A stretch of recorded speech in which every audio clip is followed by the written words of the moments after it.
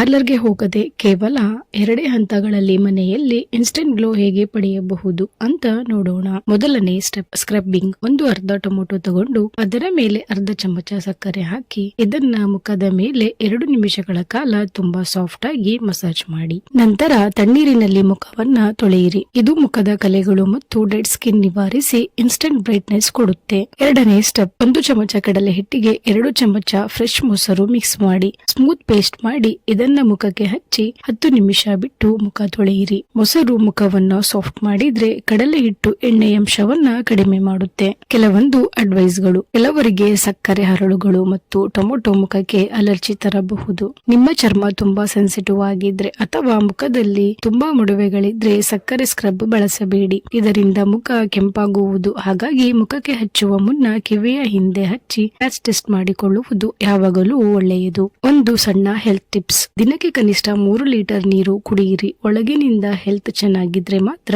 ಮುಖದಲ್ಲಿ natural beauty ಕಾಣುತ್ತೆ. ಈ ಮಾಹಿತಿ ನಿಮಗೆ ಇಷ್ಟ ಆಗಿದ್ರೆ ಲೈಕ್ ಮಾಡಿ, ಶೇರ್ ಮಾಡಿ ಹಾಗೂ ನನ್ನ ಚಾನೆಲ್ ನ ಸಬ್ಸ್ಕ್ರೈಬ್ ಮಾಡಿ.